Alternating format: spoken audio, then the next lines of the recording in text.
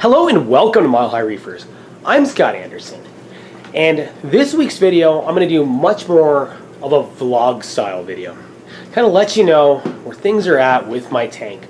Recently, I've put a lot of time and effort and money into tank upgrades.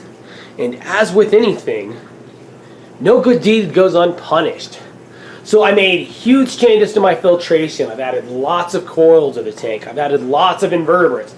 So because of all of that, I've got problems with the tank. Of course, that's always how it works, right?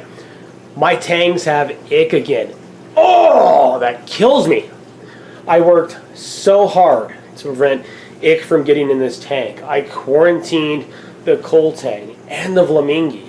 I put them in copper. I am very confident the ick did not come from those two fish. But I've also added a lot of coral. I've added crabs. I've added lots of invertebrates to this tank. And absolutely the ick could have come on one of those.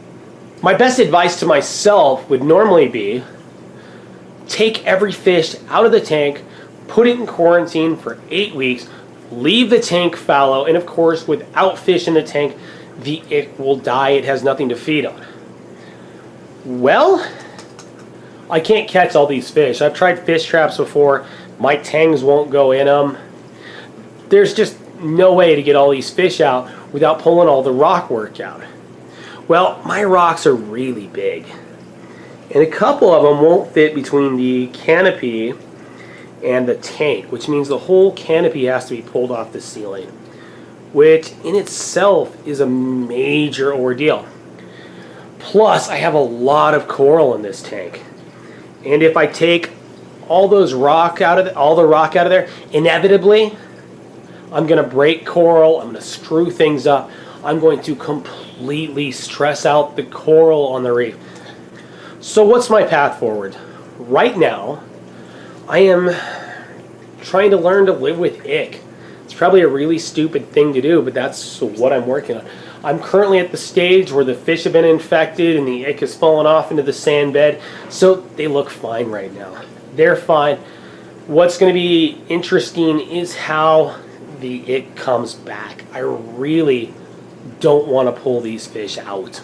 So right now, I've got a whole bunch of coral and inverts and fish that are just really stressed out because I've made big changes. When I did the sump work downstairs, my salinity ended up changing on me. My temperature dropped because I wasn't heating the tank properly while I had the basement sump offline. Then, during that process, one of the heaters in the basement failed, so I definitely had temperature issues for several days. My squamosa clam isn't opening up fully. I hope this guy gets better. He's one of my favorite things in this tank.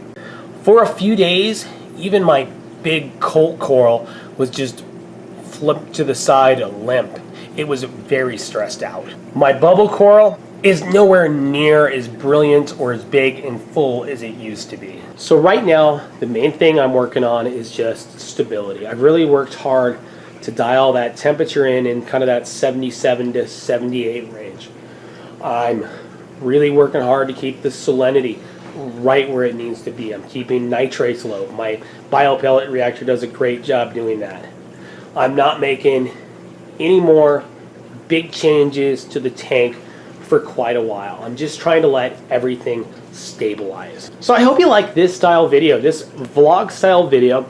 It's less informative, but it's me just thinking out loud, letting people kind of know what's going on with the tank. So thanks for watching this episode of Mile High Reefers. If you like what I do, please hit the like button and subscribe. If you haven't subscribed to Reef Talk the channel, subscribe to Reef Talk the channel. Reef Talk the channel is linked in the description down below and will no longer be available on Mile High Reefers or Rod or Tube Reef. Thanks for watching.